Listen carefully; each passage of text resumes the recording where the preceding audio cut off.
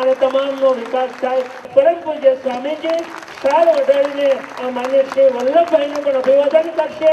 પરમ પૂજ્ય સ્વામીજી પોતા વચ્ચે માન્ય રૂપાલા સાહેબને પણ શાલ ઓઢાડીને અભિવાદન કરી રહ્યા છે। ખૂબ ખૂબ આભાર। માનનીય મુખ્યમંત્રીશ્રીએ સૌરાષ્ટ્ર પાટીદાર સમાજ દ્વારા આરંભાયેલા જ્ઞાનના યજ્ઞની સરાહના કરી અને આ કાર્યમાં સમાજના અગ્રણીઓ તથા દાતાઓની ભૂમિકાને પણ બિરદાવી। મિત્રો, દાન આપનારનો કદાચ ઉદારતા હોય, સંસ્કાર હોય, પણ ઘણીવાર કોને દાન આપવું એ મોટો પ્રશ્ન ચિહ્ન હોય। મનમાં ઈચ્છા હોય કે ભાઈ આપવું છે, પણ કોને આપવું, અને ત્યારે જ આપવાનું માણસને મન થાય કે ભાઈ રૂપિયા લેખે લાગશે। આજે આ ટ્રસ્ટના જે ટ્રસ્ટીઓ છે અને આજ સુધી જે પરંપરા ઉભી કરી છે, એ બધા ટ્રસ્ટીઓએ જે ઊંચા મૂલ્યો પ્રસ્થાપિત કર્યા છે, એના કારણે અમેરિકામાં રહેનારો માણસ પણ આંખ બંધ કરીને ત્યાં ચેક મોકલી શકે છે। મિત્રો, આ ટ્રસ્ટીઓને, આનો કારભાર ચલાવનાર સૌ મિત્રોને વધુ અભિનંદન ખપે છે, જેમણે આ વિશ્વાસનો સેતુ બનાવ્યો।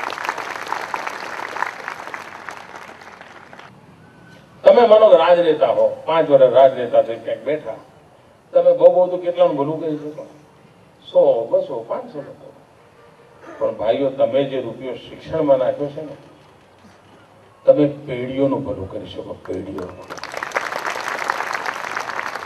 મિત્રો, ચીનમાં એક કહેવત છે કે તમે વર્ષનો વિચાર કરો, અનાજ વાવો, 10 વર્ષનો વિચાર કરો,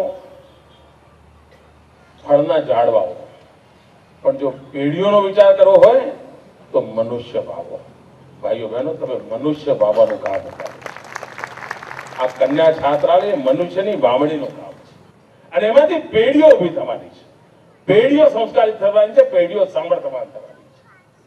અને આ શક્તિ લઈને જ્યારે આપ આ કામે લાગ્યો છે, ત્યારે હું આપ સૌને અંતઃકરણપૂર્વક અભિનંદન આપું છું। રાજ્ય સરકારનું કામ આપ કરી રહ્યા છો એ બદલ આભાર માનું છું। અને પૂજ્ય સચ્ચિદાનંદજી મહારાજે મને જે આશીર્વાદ આપ્યા, અને એમાં ખાસ બીજા બધાને ધોળી ચાદર આપી, મને કાળી આપી, અને જે એમની